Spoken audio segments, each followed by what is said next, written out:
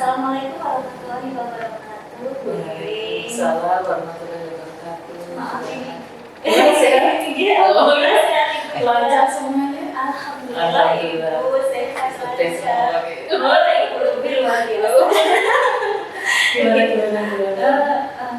Ini sudah saya mengganggu ibu.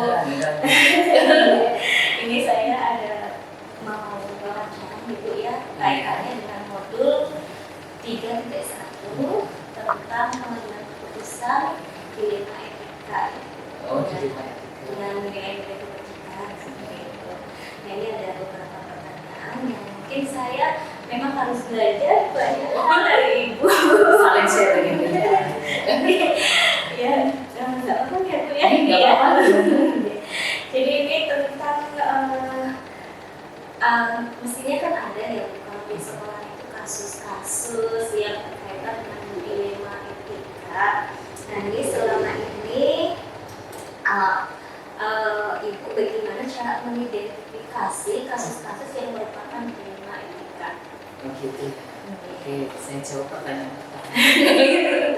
Jadi gini ya, sebagai seorang pimpinan di satuan pendidikan itu memang kita pasti dan itu akan selalu dihadapkan tantangan. Saya biasanya kan mengubah masalah itu menjadi tantangan biar nanti kita ke depan mendekat dan ada solusinya gitu. Kita harus bisa mengambil suatu keputusan dan keputusan itu kadang harus diambil cepat dan kadang juga harus diambil dalam waktu jangka panjang. Jadi kita lihat seberapa sih, apakah itu ukurannya skalanya kecil ataukah sedang ataukah berat gitu.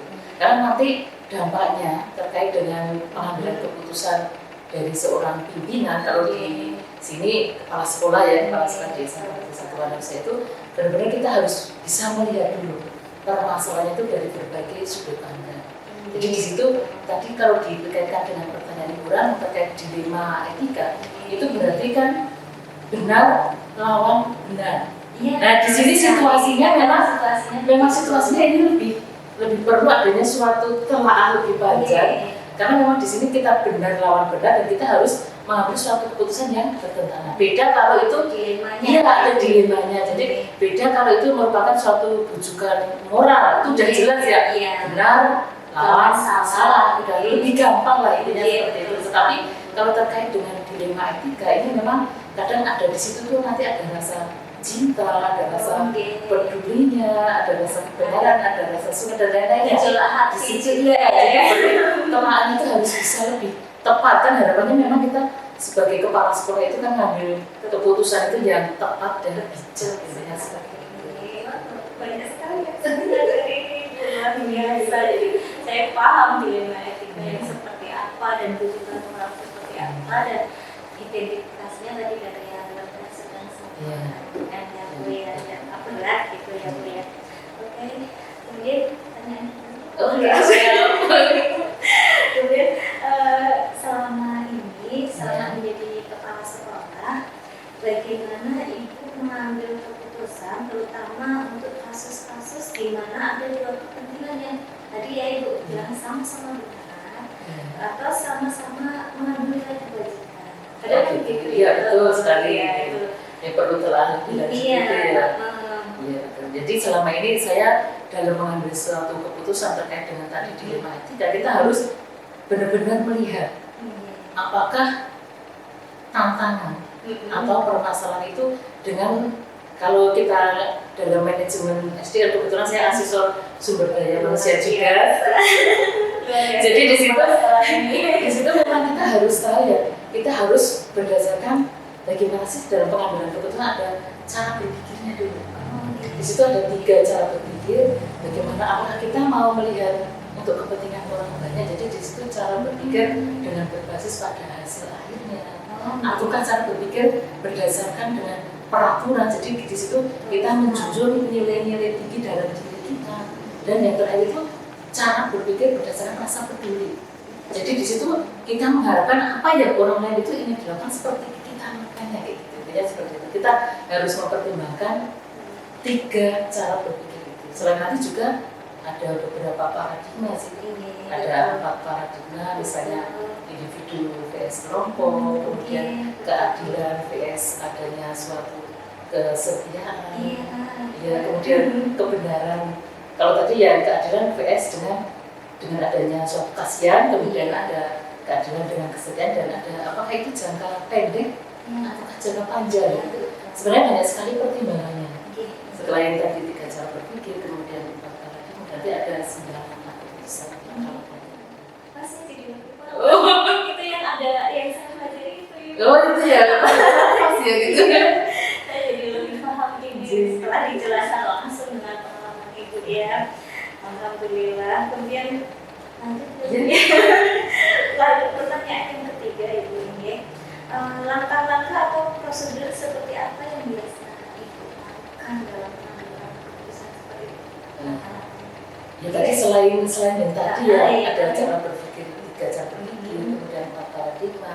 Sebelum nanti ke implementasinya langsung, ini ada 9 langkah yang sebaiknya itu ya kita pegang, tapi yang nggak sesak kayak gitu, kita lihat dulu juga sebenarnya ini termasuk apa sih permasalahan yang kita hadapi itu, dan keputusan seperti itu kadang dihadapi bisa setiap hari loh, itu berapa biasa. jadi kadang bisa dari pagi sampai siang itu ya kadang ada yang nanti yang ini udah dituliskan, ada lagi yang masuk ngambil keputusan nanti begitu berlanjut juga harus jadi di situ yang pertama itu kita harus menelaah ya terkait dengan nilai-nilainya nih, terkait dengan nilai-nilai dari suatu permasalahan itu, apakah nilai-nilai itu nanti akan berdampak ke yang lain ataukah tidak. Intinya dari nilai itu nanti kita bisa tahu, kita kan harus menjunjung nilai-nilai apakah itu nanti terkait dengan kebajikan yang universal dan lain-lainnya. Kemudian nanti setelah kita ada nilai itu, kita juga menentukan dari kasus tersebut atau masalah itu ya mana sih yang terlibat. Nah kita cari dulu sebelum nanti mengambil suatu keputusan yang itu ya mana yang terlibat. Kemudian fakta-fakta yang relevan yang mendukung terkait dengan permasalahannya itu apa.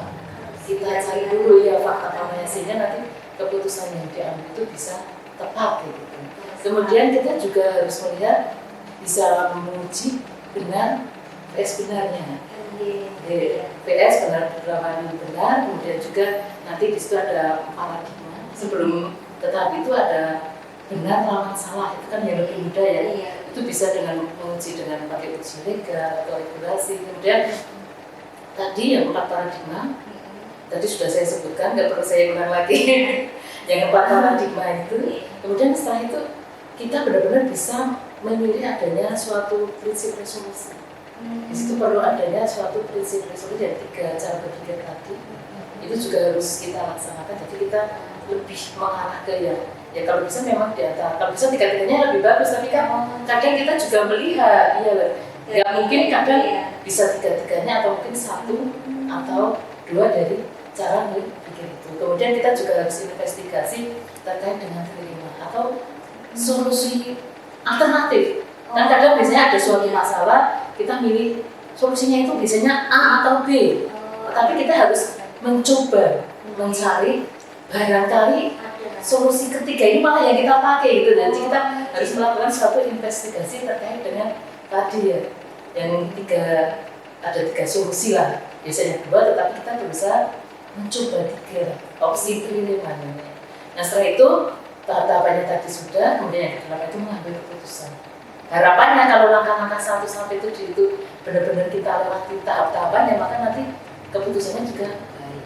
Dan itu belum selesai tuh sampai mengambil keputusannya. Ada langkah terakhir. Jadi setelah kita sudah mengambil keputusan, kita perlu adanya suatu refleksi. Jadi refleksi, iya betul, harus ada refleksi. Apakah keputusan yang kita ambil itu benar-benar tepat dan bijak dan memberikan dampak bagi yang lainnya. Karena nanti keputusan yang kita ambil itu nanti benar-benar akan sebagai satu refleksi dari integritas sekolah tersebut. Kemudian nilai-nilai yang ada di sekolah tersebut, kemudian juga keputusan yang kita ambil itu nanti akan menjadi suatu rujukan atau teladan bagi warga sekolah dan lingkungannya. Kita seperti itu. Harus ada refleksi. Dan setiap kegiatan kan juga harus merefleksi diri, mana sih yang sudah baik, mana yang harus diperbaiki. Nah, ini juga dalam pengambilan keputusan kita harus memperhatikan hal-hal tersebut. Ada 9 langkah. Itu yang kadang Ya, betul. Refleksinya kadang, oh kayaknya nggak perlu, padahal itu sangat perlu sekali. Gitu. Mungkin suatu waktu ketemu seperti itu. Iya, betul sekali. Wah, ya banyak hal yang bisa saya pelajari. Alhamdulillah. Kemudian pertanyaan. Mungkin hal-hal apa saja yang selama ini, setelah di sekolah ini, yang dianggap efektif dalam pengambilan keputusan pada kasus-kasus mengenai etika. Ya. Hal yang saya anggap efektif kita lihat dulu. Kita lihat kasusnya itu perlu mengambil keputusan dalam waktu cepat atau panjang. Kalau cepat ya, dan itu mungkin kerasnya masih ingat dan kita harus cepat saat itu, ya kita harus berani mengambil suatu keputusan. Iya, biar masalahnya cepat selesai. Ada masalah. Iya, ada masalah tadi ya banyak ya. Dan terkait di satuan pendidikan itu kalau permasalahan itu kan tidak semuanya langsung ke kepala sekolah. Kan di sini juga ada orang tua dari peserta didik, yaitu wali kelasnya. Nah, coba di sini jika ada permasalahan seandainya ini terkait dengan peserta didik, tahap step by step itu memang harus bertahap. Wali kelasnya dulu, bisa nggak ini menangani? Seandainya udah oke, udah bisa, udah selesai. Tetapi nanti kalau kasusnya itu memang perlu adanya suatu naik, kita wali kelas koordinasi dengan guru. Belum selesai juga, naik lagi ke tim manajemen. Kemudian kita musyawarahkan di tim manajemen, ada beberapa pertimbangan terkait kasus terutama yang tadi dinamakan, baru nanti dari berbagai pertimbangan saya yang terakhir endingnya, go-nya itu, jadi harus mengeksekusi keputusannya saya ambil. Jadi ada step by step. Iya. Betul, bisa. Jadi tidak semua permasalahan langsung kayaknya harus seperti langsung kepala sekolah itu ada.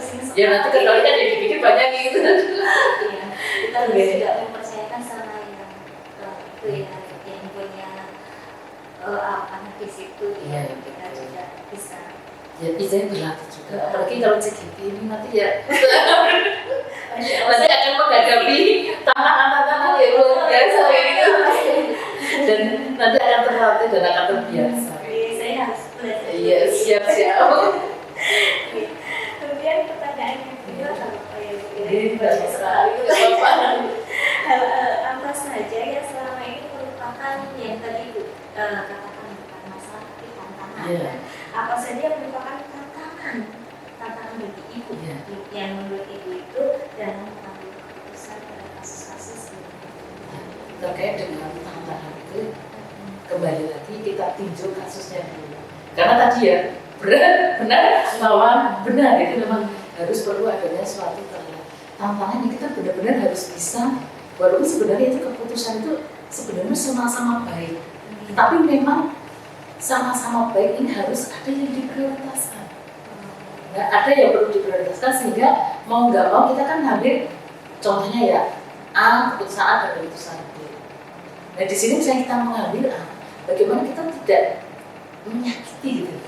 Kita tidak menyakiti ya B, dan kita harus memberikan suatu pengertian dari hati ke hati. Kalau semuanya dari hati ke hati kita sampaikan apa yang insya Allah semuanya bawa dan insya Allah keputusan yang kita ambil itu tepat dan bijak dan yang saat itu mungkin merasa kok saya kok agak dikalahkan ya kayaknya gitu loh. Sebenarnya kalau memang benar sama benar kita harus memang memprioritaskan. Misalnya kita ambil keputusan makanya harus memilih. Iya, kita harus memilih dan DAP ini ya tidak harus istilahnya yo mas saya ngambil A, tapi tidak dikasih soalnya tidak dinamani ya enggak. Kita tetap harus mengambil yang B. Kenapa sih kita jelaskan? Kalau kita ada suatu komunikasi, kemudian kita berbicara dari hati ke hati. Kalau dari hati nanti maknanya hati juga ya. Ya intinya ini seperti itu gitu. Semua itu kan itu betul gitu ya. Iya. Betul pesannya itu harus kita terapkan di situ. Itu memang merupakan tantangan. Jadi tantangannya ya tadi ya hatinya orang gitu. Iya. Dan yang kita kan hubungannya kan mungkin masalah itu kan dengan banyak orang. Iya betul. Mungkin bisa jadi ada yang merasa tersakiti bagaimana Ya. caranya biar orang tersebut seperti itu, tantangannya seperti itu gitu Itu ya. kalau itu kan dikaitkan dengan yang tadi Pak paradigma individu dan masyarakat. Kita mau mengutamakan yang individu atau yang masyarakat. Kadang kita tinjau dulu sudut pandangnya yang mana sih. Kemudian adanya dengan yang kebenaran, dengan adanya rasa kasihan, keadilan dengan kesadaran, jangka pendek itu memang harus diperhatikan terkait dengan benar atau benar.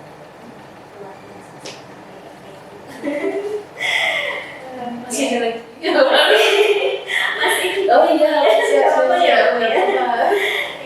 ya, apakah ada mungkin jadwal tertentu dalam penyelesaian masalah? Misal, kan mungkin kan ada koordinasi kayak gitu kan ya Bu ya, ada khusus nanti dari koordinasi itu ada masalah-masalah, Ibu ada jadwal tertentu nggak untuk penyelesaian masalah kita, atau apakah Ibu langsung menyelesaikan itu di tempat atau bagaimana bentuknya dan prosedurnya seperti apa ya? Terkait dengan tadi ya jadwal. Iya, jadwal. Kalau jadwal khusus ya nggak ada masalah atau tantangan itu datangnya kan juga kita tidak tahu gitu. Jadi mau dijadwalkan gimana orang tantangannya kadang nggak tahu. Jadi di situ memang kita harus benar-benar bisa menilai ini butuh waktu cepat mau diputuskan ataukah tidak. Dan kita kalau langkah-langkah kita kalau kita memang sudah memahami terkait tadi satu cara berpikir, kemudian paradigma dan langkah-langkahnya, itu ya kita nanti lebih mudah dalam mengambil suatu keputusan. Jadi di sini tidak ada jadwalnya. Kemudian juga kalau memang itu ringan dan butuh, walaupun nggak ringan tapi butuh adanya suatu keputusan cepat, ya saya ambil. Ya, kalau memang itu ringan, sedang atau berat, tetapi di situ butuh keputusan cepat, saya harus mengambil. Tetapi seandainya itu kira-kira perlu adanya, tidak harus jangka waktu pendek harus diambil, tadi langkah-langkah dari kemudian itu baru nanti step by step. Jadi kita harus lihat sudut pandangnya dulu dari mana. Jadi kita membiarkan masalah. Ya betul. Mengatasi masalah tanpa masalah. Nah itu, sokan mana itu ya? Intinya Bukan CGP. iya betul. Intinya setiap ada suatu permasalahan atau tantangan itu segera kita selesaikan. Karena nanti masih ada yang lainnya. Bermasalah gitu ya. Betul. Janganlah ya. Tantangan. Kemudian yang ke pertanyaan selanjutnya, mungkin ada seseorang atau faktor-faktor apa saja yang selama ini mempermudah atau membantu Ibu dalam mengambil keputusan.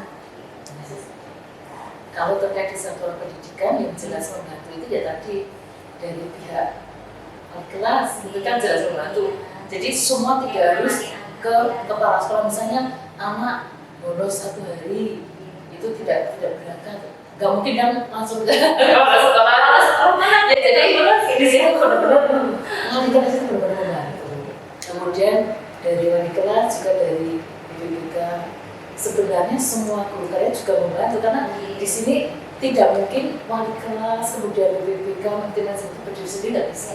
Jadi bisa jadi di situ contoh dari wali kelas saja, di situ perlu adanya suatu komunikasi semua guru, dan itu juga bisa jadi karena iya guru karyawan semuanya memang harus tahu. Itulah makanya di sini itu perlu adanya suatu komunikasi yang intensif, kemudian saling adanya suatu satu keluarga itu jelas, adanya suatu kebersamaan.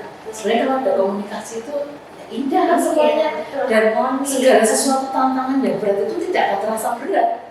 Iya betul, sebenarnya tidak akan wah ini tantangan gitu kayaknya aku berbangga, makanya saya selalu smile. Saya selalu setiap saya masuk ke gerbang menginjakkan langkah pertama di gerbang itu, saya selalu smile, tentunya harus tertawa, senyum ya. Jadi kita menunjukkan bahagia, apalagi di hadapan murid-murid ya. Kalau masuk ke kelas saja sudah cemberut ya muridnya pasti juga akan nggak suka juga gitu. Jadi kita harus menyemangati murid dulu dari aura kita. Murid-murid juga selalu happy semuanya. Jadi orang-orang itulah yang nanti benar-benar bisa membantu saya terkait dengan bagaimana sih pengambilan keputusan yang ada di sini.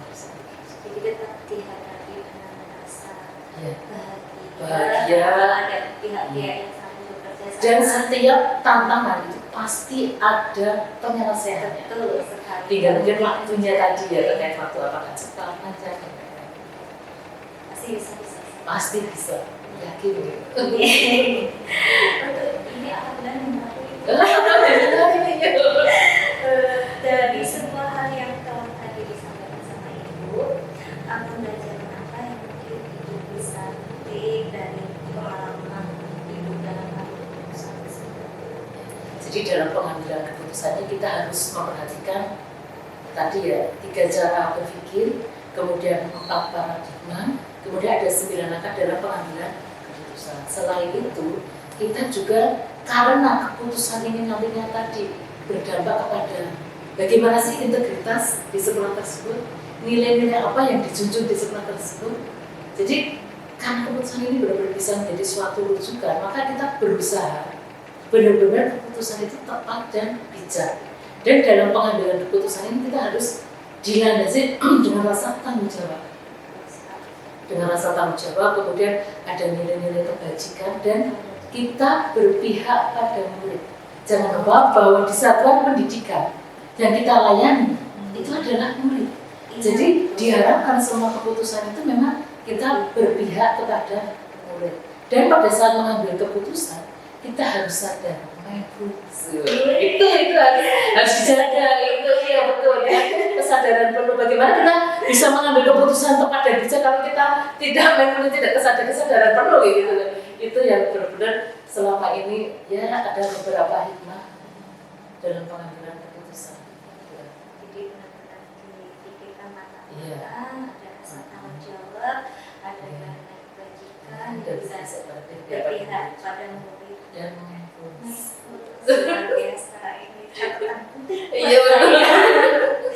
Ini banyak sekali, alhamdulillah saya banyak belajar dan saya rasa memang luar biasa sekali. Terima kasih. Sebagai seorang kepala sekolah bisa mengatasi segala Sini tetap semangat dan bahagia. Smile. Smile.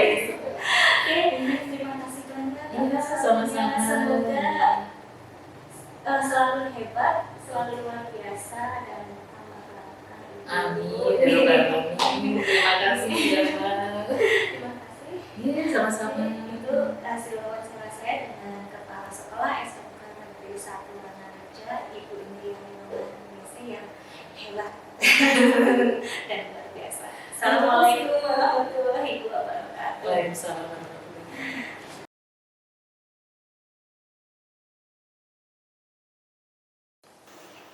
Assalamualaikum warahmatullahi wabarakatuh. Waalaikumsalam warahmatullahi wabarakatuh. Terima kasih Bapak atas berkenan waktunya untuk saya namanya ngelibuhi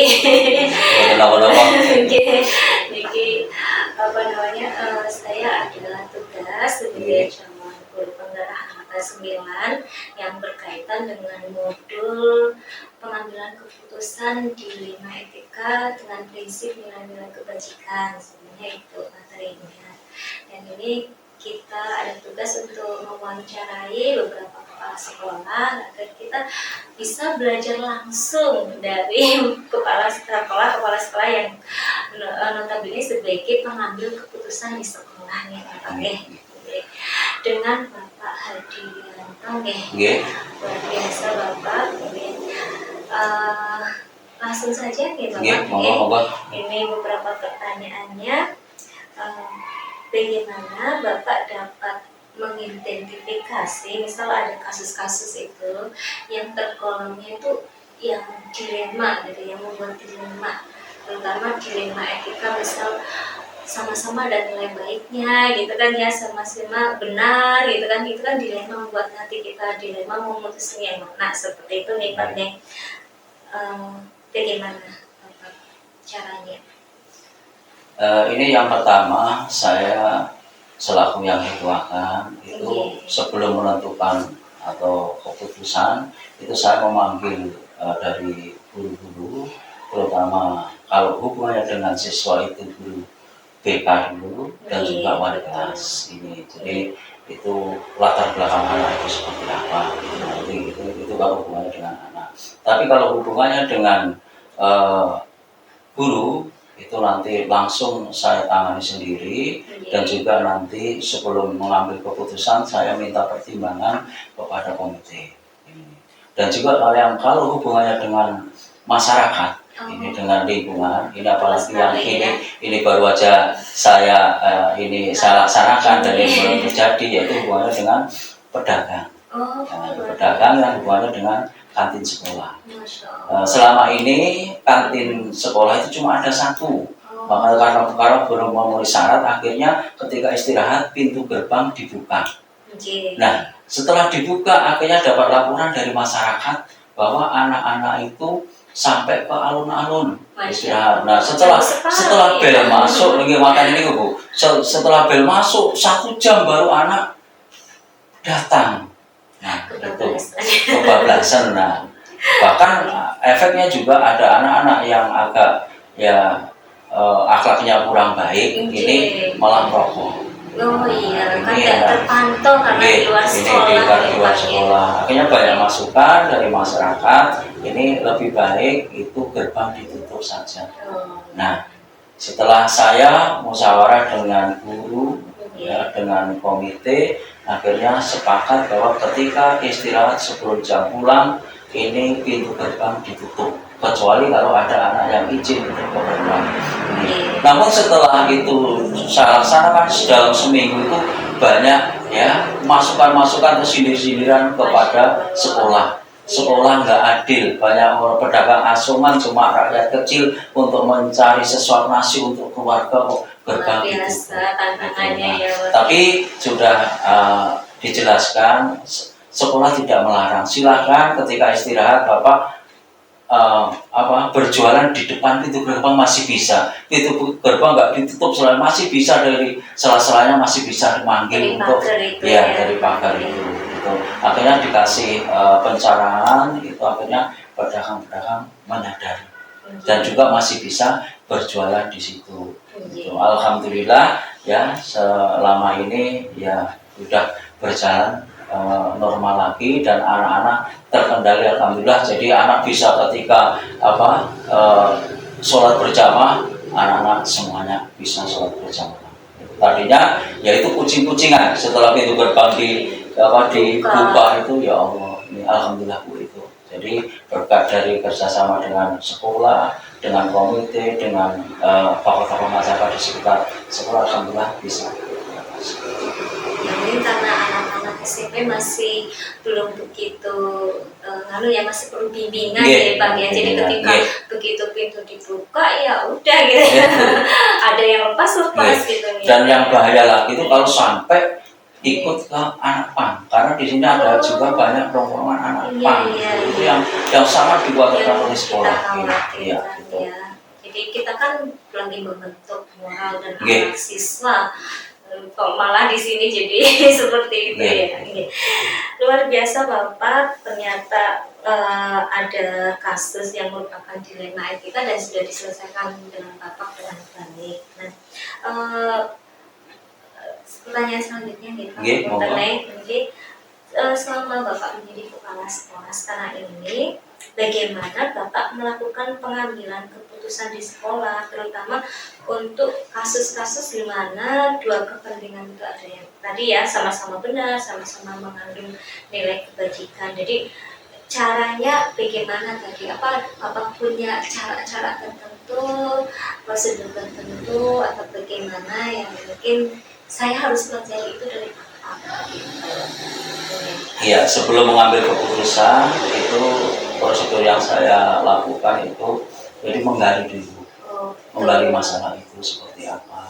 Jadi nanti jangan sampai setelah menghasilkan keputusan akhirnya cuma menghasilkan keputusan yang cuma sepihak. Jadi kalau bisa itu nanti keputusan itu bisa menyenangkan kedua belah pihak. Jangan sampai nanti malah merugikan sehingga akhirnya nanti antipati kepada sekolah. Jadi harus kira-kira biar sama-sama win-win solution gitu. Jadi itu tahapannya yang kira-kira mengambil langkah alternatif yang sama-sama tidak menyakiti Ya, atau itulah. bisa membuat semuanya senang Ya, gitu. diambil jalan tengah lah Tambah yang jalan paling. tengahnya, Oke. betul sekali. Kemudian langkah-langkahnya itu prosedurnya seperti apa Bapak? Jadi langkahnya karena di sini sudah ada yang membidangi masing-masing Oke. ini ya. Jadi nanti soal masukan-masukan dari masukan-masukan itu nanti kita musyawarah rapat kecil. Setelah dari hasil musyawarah itu barulah itu mengambil keputusan. Jadi tidak semena-mena nanti kepala sekolah langsung memutuskan. Jadi Bapak perlu pertimbangan Oke. yang lain, ada alternatif solusi yang lebih baik dari atau punya ide-ide baru setelah Nah, musyawarah musyawarah. tadi Jadi, atau ngobrol bareng sama pihak-pihak terkait. kadang-kadang ngopi bareng, oh ini kalau ada masalah seperti ini solusinya seperti apa. Jadi tidak bukan apa lingkungan sekolah saja, karena dari tokoh masyarakat, ngopi bareng, itu masukan lah kan yang kita tunggu demi majunya sekolah ini. Karena sekolah swasta ya intinya sekolah swasta itu ya maju tidaknya tergantung dari siswa. Betul Gitu, sekali. gitu. Dan itu juga ada kaitannya sama masyarakat ya Gitu. Pak ya. Gitu. Iya betul. Ini bagus sekali Bapak tadi. Jadi masih ada hubungan yang erat antara sekolah, masyarakat, kaitannya dengan siswanya. Gitu kan ya Bapak. Kemudian menurut Bapak selama ini hal apa saja yang Bapak anggap efektif dalam pengambilan keputusan yang kasus-kasus dilema kita seperti ini? Yang menurut Bapak itu efektif itu hal-hal yang seperti apa menurut Bapak yang dianggap efektif kira-kira? Yang seperti apa? Yang paling efektif menurut saya ada pepatah ya, dapat ikannya jangan sampai keruh airnya. Betul Nah, sekali. itu banget Pak. Nah, itulah yang harus benar-benar kita jeli. Itu Iya. jangan sampai nanti itu ya Allah merugikan ya baik mungkin sekolah atau mungkin pihak ketiga. Jadi kita harus benar-benar jeli ya. Jangan ibaratnya antum kromo saja lah kalau bahasa Harus Jawa, hati-hati. hati-hati dalam Jangan mengambil sampai keputusan. memperkeruh suasana yang sudah ada masalah tambah keruh. Iya, lagi. niatnya baik, tapi justru malah nanti dari hasil keputusan itu malah justru berkembang masalahnya. Jangan sampai terjadi seperti itu. Wah, ini pelajaran berharga buat saya, Pak. Silahkan. Oke. Terima kasih Bapak. Kemudian ini ada pertanyaan lagi. Hal-hal apa saja yang selama ini merupakan tantangan? Kan mesti ada tantangannya ya Pak ya. Tantangan dalam pengambilan keputusan itu. Misal Bapak mengambil keputusan ada tantangan nih. Nah itu hal-hal apa saja yang mungkin kira-kira umumnya aja deh Bapak dalam mengambil keputusan itu? Jelas itu namanya kita ya keluarga, walaupun sekolah ini juga keluarga, pasti ada juga yang namanya anak, kadang-kadang ayam saja satu tarangan tidak sama. Nah kita harus ya sedikit demi sedikit yang harus tahu lah karakter masing-masing. Nah itu setelah nanti sudah tahu karakternya, oh iya ini karakternya seperti ini. Kalau nanti kita ambil ya keputusan seperti ini mungkin akan menyakitkan, supaya tidak menyakitkan seperti apa.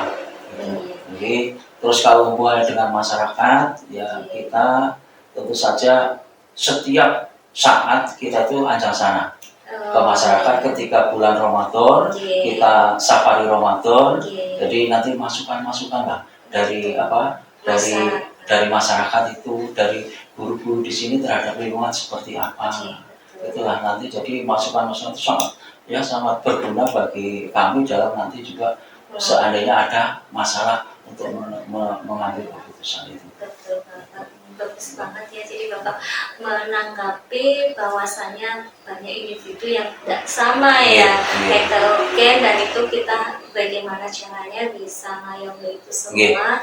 Terus kaitannya erat dengan masyarakat bagaimana, karena kita juga sekolahan itu hubungannya dengan masyarakat. Seperti itu luar biasa Bapak. Oke, nggak apa-apa ya, ini masih pertanyaan lagi. Apakah Bapak punya jadwal tertentu dalam penyelesaian masalah ini, atau Bapak langsung menyelesaikannya ketika ada masalah, atau bentuk prosedurnya seperti apa? Ini sudah terjadwal, jadi setiap seminggu sekali, jadi nanti ada briefing Oh Nah, ya. ada briefing dalam ini, jadi nanti ada keluhan-keluhan apa. Oh jadi. Jangan sampai nanti dari cuma apa ya, air setitik, nila setitik merusak susu bebelangan. Iya, Jadi bagus nanti kalau sekali, ada Bapak. ya ada masukan-masukan di oh ini ada masalah ini, kalau mungkin dari guru, dari wali kelas ini, oh ada anak yang seperti ini gimana. Jadi jangan sampai itu apa ya, Menjadi jadi masalah iya besar. menjadi masalah.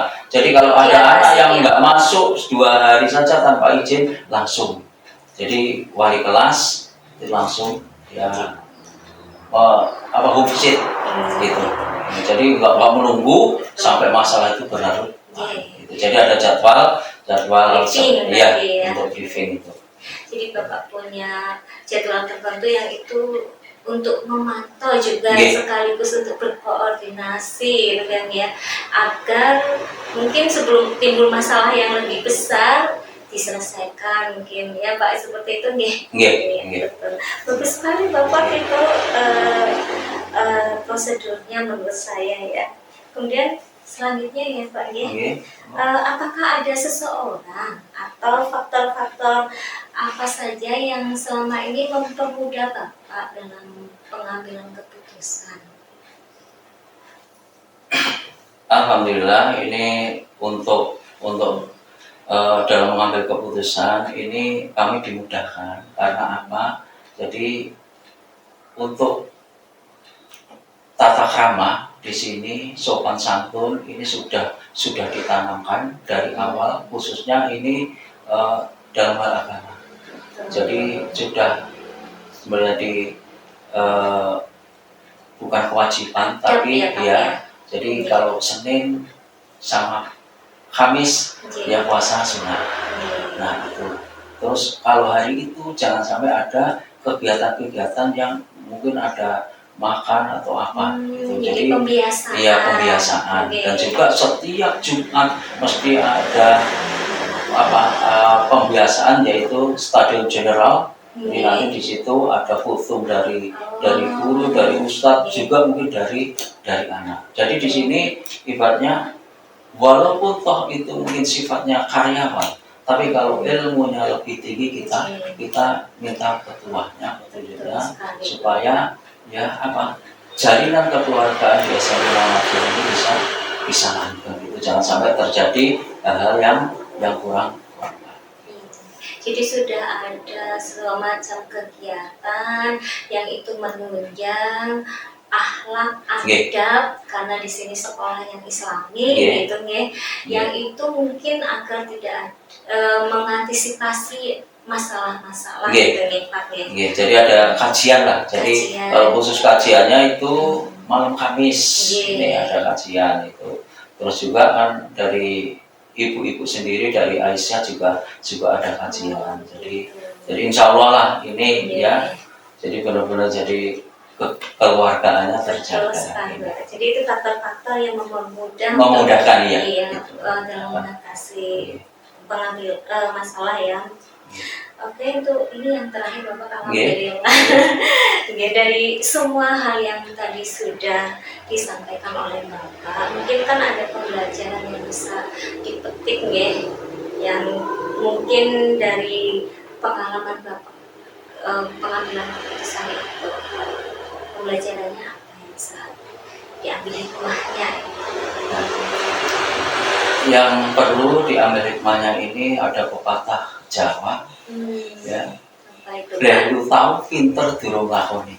Jadi kita memandang orang itu jangan karena undur makila wala tangdur makol. Ya. Jangan melihat yang membawa, lihatlah yang dibawa. Jadi kita ke siapapun ya kita harus ya menghargai. Kadang-kadang dari mulut seorang tukang sapu itu ada yang ya luar biasa. Jadi kita harus semuanya itu masukan-masukan itu harus kita terima, kita olah. Jangan sampai memandang siapa yang nyampaikan, tapi isi dari yang disampaikan itu baik atau enggak. Kita tak memandang siapapun itu, seperti itu. Tadi apa istilah Jawanya ya Pak? Ya Beliau tahu pinter durung lakoni ya gitu Beliau kan. tahu pinter durung lakoni. Iya, jadi kadang-kadang kalau orang bodoh dianggap wah gitu, padahal sudah pengalamannya Iya. luar biasa. Tapi Jadi- mau pandai, tapi kalau belum Belum pernah, nah gitu lah kita harus. Pengalaman belum terbalik. Nah, itulah yang sebenarnya. Jadi saya harus belajar dari Bapak yang banyak pengalaman. Ya, sama-sama lah nanti kita saling. Oke, ini Bapak terima kasih. Mungkin itu saja pertanyaan-pertanyaan agar saya dapat belajar banyak dari Bapak, terutamanya tentang pengambilan keputusan dilema etika yang dengan menggunakan prinsip-prinsip nilai kebajikan ya Bapak ya. Dan tadi luar biasa banget, saya sudah banyak belajar, ada istilah-istilah Jawa, ada prinsip-prinsip apa yang menurut saya luar biasa yang saya harus mungkin juga bisa tanamkan ke diri saya gitu ya pribadi. Oke, demikian itu adalah hasil wawancara dengan Pak Hadirianto selaku Kepala Sekolah SMP Muhammadiyah 1 Wanarja. Wanarja. Terima kasih Bapak. Iya, sama-sama. Assalamualaikum warahmatullahi wabarakatuh. Waalaikumsalam warahmatullahi wabarakatuh.